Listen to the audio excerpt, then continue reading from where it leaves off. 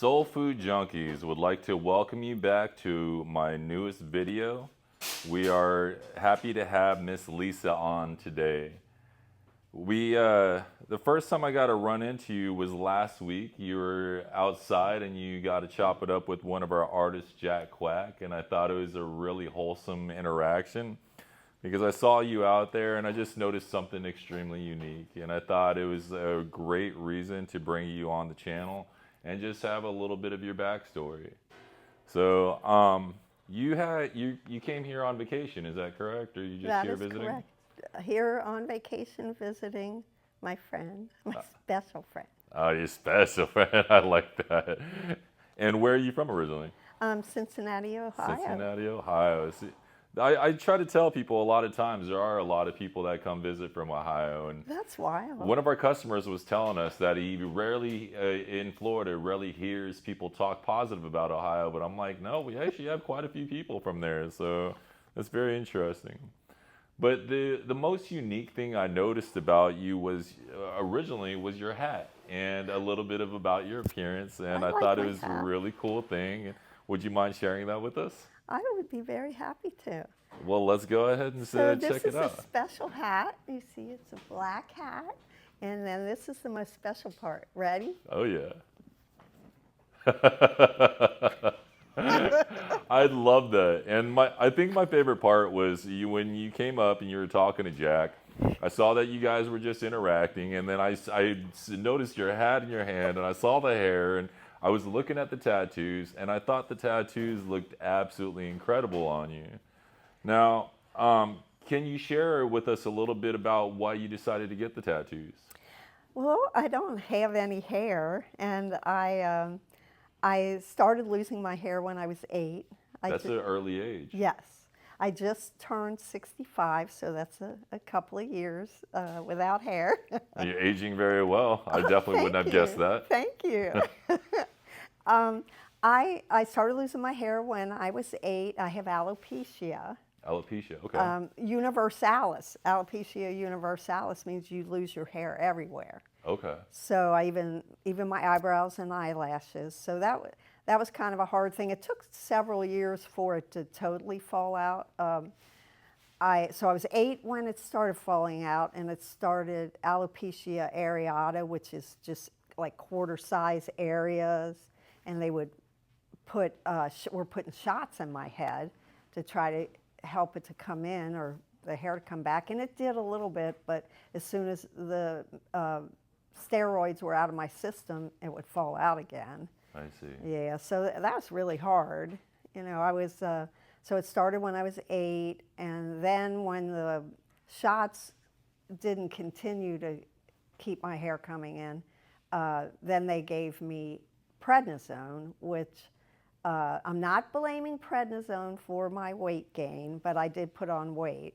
And this is while you're younger? Yes, so into my preteen years, Gotcha. which are, can be difficult as they are. So that was kind of hard. So, girls and boys are starting to look at each other, and I didn't want anybody knowing. I was covering it up and everything, and then I remember being at a baseball game. This is junior high. It was the schools have their baseball teams, and I was at a game, and there was a boy. I remember his name, but I'm not going to say his name. And he's standing behind me, and he goes, "You need to invest in a wig." Oh, man. And I was mortified. I was just mortified. And, some other things that happened, like my hair was real long when it first started falling out. And one winter, I think I was about 10 or 11, you know how you have the static electricity in the winter? Well, my mom, she sat me down and said, "Lisa, we're going to have to cut your hair short." She said, "Every time somebody walks up and down the steps, my hair that I was losing was wrapping around their pants." And so that was kind of sad. So I had to get a short haircut. But I didn't want anybody to know, so I'm covering it up and everything. And then I start getting older. So I'm in high school when it totally falls out, and I bought a wig because You know, I was told you got to invest in a wig at the baseball game. You know, kind of hard. You know, everybody has hardships, but this is the one that I remember. But now I'm like, I want to go. I want to go outside without a hat or my. They make wigs really nice now. I have a lovely gray one. You know, and I'm in Florida. I'm wearing shorts. I Right, don't wear right. shorts at home. You know, so I want to go without my hair or my hat or a scarf or anything. And, uh, and so I started wearing temporary tattoos, which were a lot of fun. I don't want to say anything bad about temporary tattoos, but you're outside in the heat when you want to take all that off. Right. Well, those temporary tattoos are sweating down your face. That's not quite as much fun. So then I was like, this is about 11 years ago, so I'm 65, what's that, 50, about 54, 53, 54. I'm like, I want to get a real tattoo, you know, but then you're like in your 50s. Well, you're probably going to live into your 90s, right, at least. And I'm like, what do I, because I was thinking Winnie the Pooh and Piglet. I'm a big Winnie the Pooh and Piglet Okay. fan. Am I going to want Winnie the Pooh and Piglet on my head when I'm 90? And do I want Winnie the Pooh and Piglet, which I might want at the beach? Am I going to want that when I'm getting all styling, going out to dance?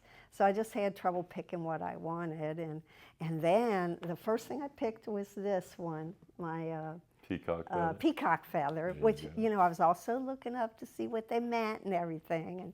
And this is, you know, all of these peacock feather dragonfly, my Elsa, my dog's name, and that's where it swirls into a bee. And then I'll save this one for last. Very cool. And so I just started getting artwork on my head. And so instead of walking into like your Publix grocery store and having people, you know, say, "Oh, you look so happy and you're smiling, but I'll pray for you." Because, you know, they assume I'm sick. And I'm always, you know, if you want to pray for me, you go ahead and you pray for me. But there's a lot more people out there that need your prayers because I'm doing great. If this is the worst thing that ever happened to me, I'm doing great. I love And that. so then I came on my trip here to Florida to see my special friend. And we were at Katie's Cafe, which is his favorite, as I can agree, his favorite place to eat breakfast. And then I saw Jack Quack, the Jack Quack. He was putting out the sign that said tattoos, and we made eye contact, and we're kind of smiling, and I was like, I want to go say hi. Aw. And I was like this,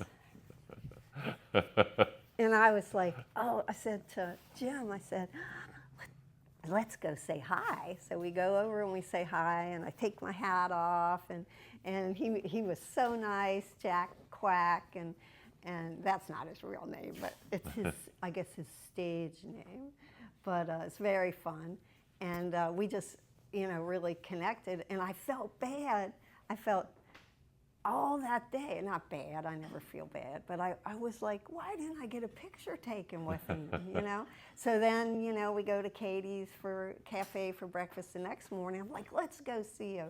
Jack is in there, and we came, and he was, and we got a picture, and he said he liked us too, and it was great. So then I was like, well, the next time I come to town, I'm gonna have you do my next tattoo, because I only have a spot for one tattoo left.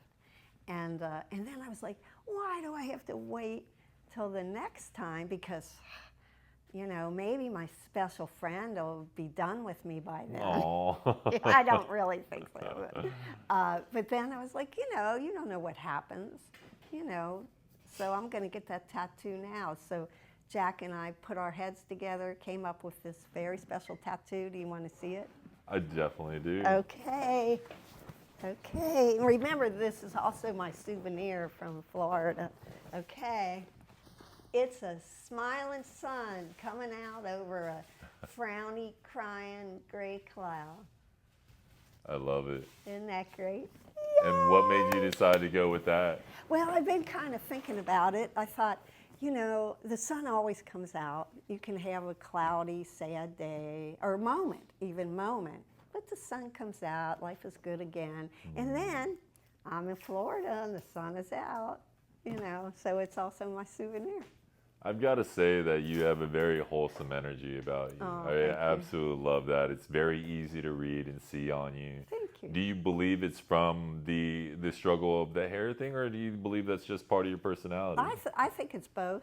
That's I love that. Yeah, I think I'm very joyful. I wish I could bottle it and give it to people. I mean, there are some people that have everything going in life, or they appear to, and they're like barely happy. Right, right. And I can have a bad moment in my day, and then I can put it behind me and go on. And I do have to say, I'm much more empathetic about people who are unhappy with something about their appearance. Like when I was in high school, my sister's best friend had acne really, really bad. And, I'd gone through preteen and puberty and everything, not being happy with the way I looked and almost ashamed. And she was too. And she said I was the only person that ever looked her in the eye. And that made me aware that, I would never have possibly been that empathetic if I had had it particularly easy. I love that. So it's really impacted you in a positive way. Oh, I think so. Absolutely. Absolutely. I heard you mention earlier, you said you have a twin? No, is that like an actual twin? Or? I have an actual twin, a Okay. twin brother Okay, and named Larry. I'm Lisa. He's Larry. do you guys have the same situation? No, or- he does not have an official health diagnosis, but he really doesn't have a lot more hair than I do right now. right now, but that's just more the age thing versus just the no hair thing. Yes. Okay. Yes. Oh my gosh, he looked like Nick Nolte when we were growing up. Okay. Oh my God. Yeah. For those who wouldn't know who Nick Nolte is, you mind explaining Oh who that yeah, is? he was a good-looking young man in the movies. I like that. And back then, people would say, "You're Larry's sister?" Oh. Like I was just a creepy, horrible thing. Now I get all dolled up and everything, and people are like, "You're Larry's sister?" Oh. Which is so fun. And then he tells the story of, well, when we were growing up, I thought, well, I got all the looks and she got all the brains, which isn't true. And now he says, I got both of them. So I love that. it's all good. Yeah. So if you're having hardships in your life, just think about the good things in your life and think about the hardships other people have. That's beautiful. I mean, people are saying to me, I'll pray for you. And all I did was lose my hair. Sure, it was at a challenging time growing up, but there are people out there, most people who don't have any hair, who are women, have cancer. I am not battling any of that, thank the Lord. I see. Have you ever got to interact or talk to other people, women, men, that have had the same health situation? I have a little bit, yeah. But my underlying health issue is I am primary immune deficient. So that did not get diagnosed until I was, until 2002. Oh, So, okay. then I, started getting infusions and stuff for that. Well, apparently if you're primary immune deficient, you're predisposed to autoimmune, which is what alopecia is I see. autoimmune. Okay. So a lot of the people that I know that are primary immune deficient have also lost their hair. A lot of them it comes back, and then a lot of people have a lot worse things than alopecia. I mean, there's a ton of really, lupus is one that comes up a lot. Just stuff where I'm very thankful that that's all I have is alopecia. Right. So, or, I got a couple of like allergies, asthma, but I don't have any of the scary ones.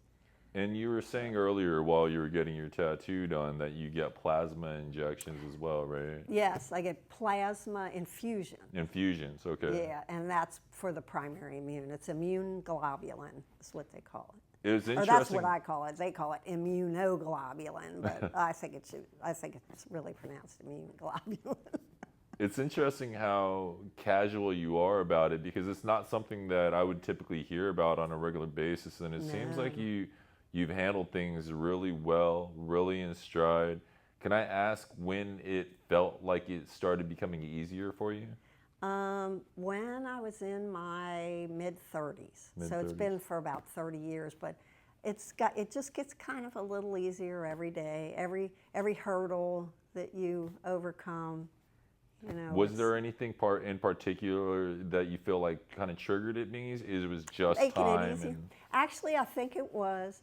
I have been married before, okay. and when I met him, I every time I started wanting to date somebody, the first thing I thought was I have to show them I don't have any hair, because if you're not going to be able to deal with that, this is who I am, Right.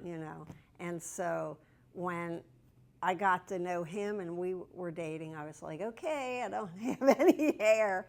And he actually encouraged me to like go out without it, and we would like put the windows down and I could feel the fresh air on Feel my the wind on your bald hair. head, yeah. And that made it a little easier. It's like if somebody I'm attracted to can find me attractive even though I don't look normal, then I can find myself attractive. And I can, and even though he and I aren't together anymore, I'm very grateful to him for helping me through some of that. And it's just kind of, and then the older I get, the more caring people are towards me.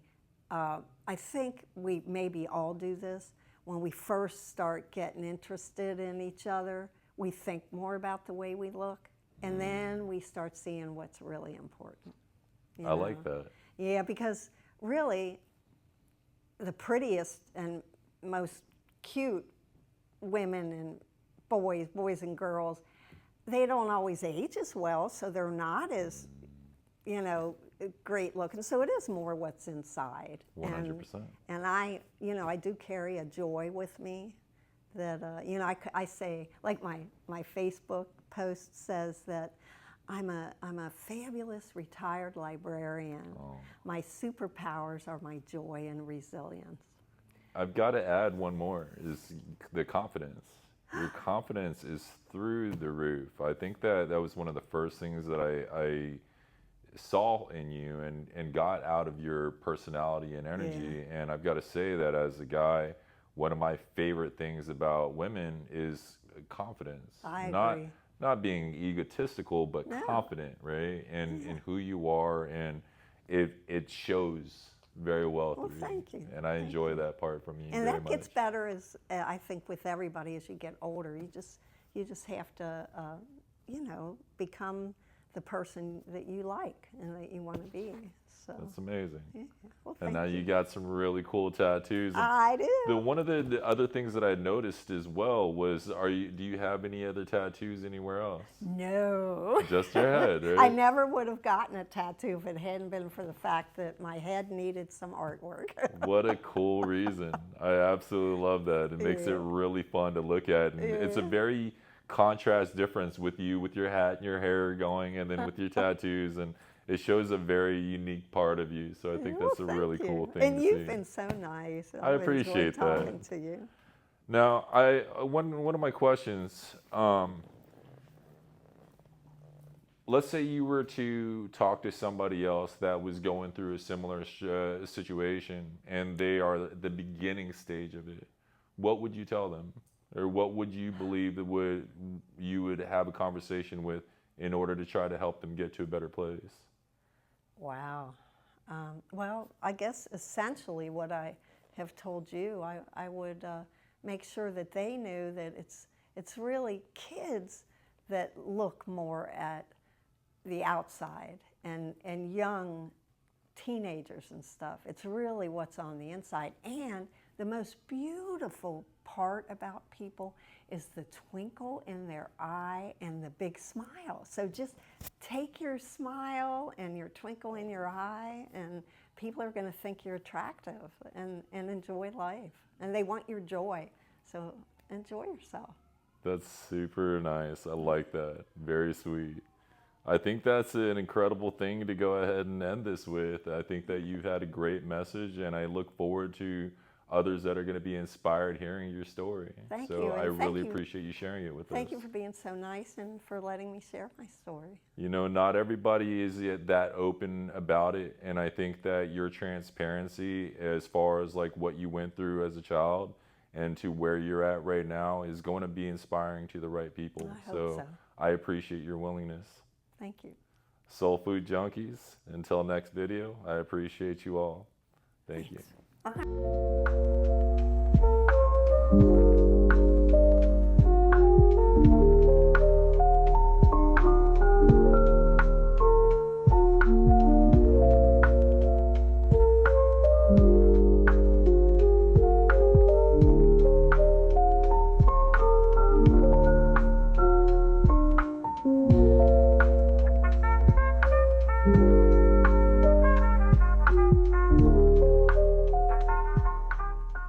All right, well, that was painless, man. Awesome.